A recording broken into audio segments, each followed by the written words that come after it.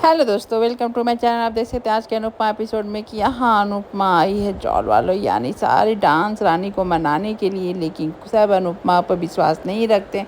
अनुपमा इतना रिक्वेस्ट कर रही है, कुछ भी कर रही है, लेकिन जस्सी इतनी गुस्सा में है कि वो एकदम अनुपमा की ओर लेकर लेटर उठाकर फाड़ने की कोशिश करती है, मोड़ चमोड़ कर फेंक देती है, लेकिन अनुपमा दौड़ के जाती है, वो लेटर को सही करती है, लेटर बच जाता है। बेचारी सरिता देख के इमोशन को एकदम से रोने लगती है कि प्लीज़ अनुपमा सही है, अब गलती से गलती हो गया तो माफ़ कर दो, लेकिन अनुपमा कोई माफ़ करना नहीं चाहता है। और यहाँ अनुपमा परेशान होकर बस गणपति बप्पा दिखे उनके सामने और बस भगवान के आगे आकर अनुपमा ने बस प्रार्थना करी कि अब तो आपके हाथ में इन लोगों, जब तक ये लोग मुझे माफ़ नहीं करेंगे मैं यहाँ से हिलने से रही। और अनुपमा क्या की आप सोच कर भी हैरान हो जाएंगे।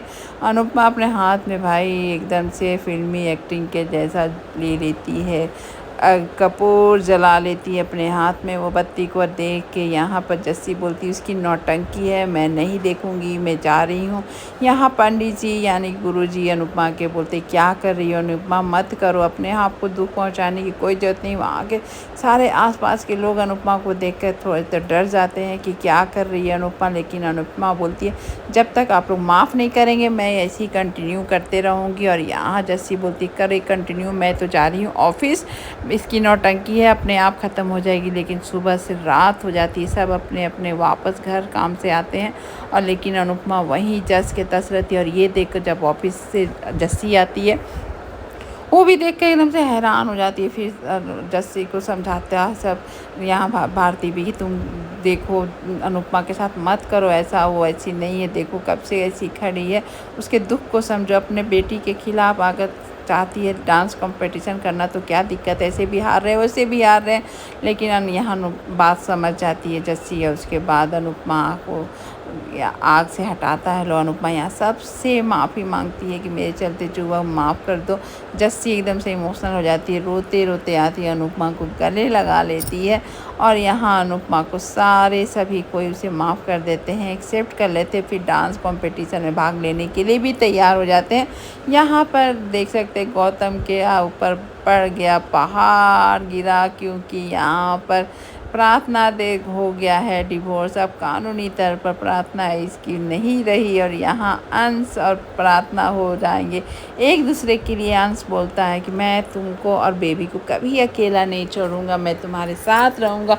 और दोनों एक दूसरे को आई लव यू कर रहे हैं। और इधर बेचारा नौटंकी का पहाड़ गौतम जोर जोर से चिल्ला चिल्ला कर सारे फैमिली को इकट्ठा कर लेता। और ये दमाद जी राग आपने वाली वसुंधरा दौड़ते भाग जाती है, क्या हुआ दामाद जी, क्या हुआ दामाद जी। तो यहाँ प्रार्थना को गलत साबित करने के लिए कि प्रार्थना ने अंश के साथ रहने के लिए मुझे तलाक दे दिया, मेरी बीवी नहीं रही। यहाँ पर हाय हमारे घर में तलाक हो गया, ये कैसे हो सकता है, इस तरह से वसुंधरा का रिएक्शन था।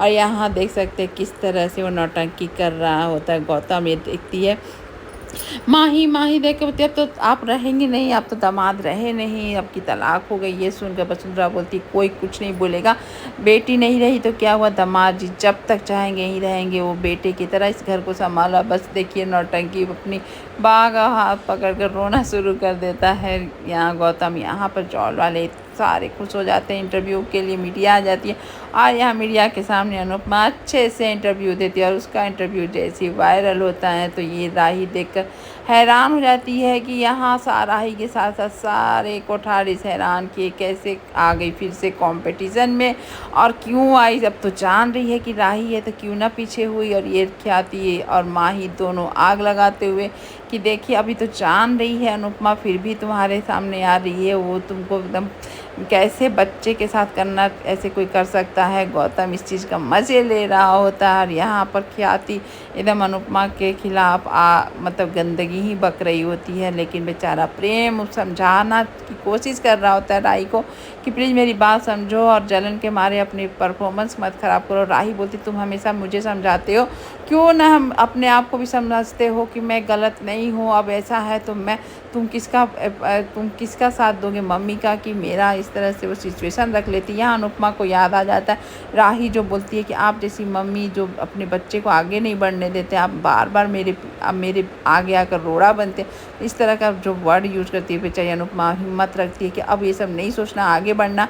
यहाँ पर राही एक सिचुएशन रख देती है कि अगर मैं और मम्मी रही तो तुम किसका साथ दोगे, तो चलो मैं ये तुम्हारा सिचुएशन ही हटा देती हूँ, मैं अब ये डांस करना ही नहीं चाहती हूँ, पीछे हट जाना चाहती हूँ। और यहाँ देख सकते हैं कि किस तरह से जैसी इमोशनल होती है कि मैंने तुमको घर से बाहर निकाल दिया था बिना सोचे समझे, उसके लिए माफ़ कर दो।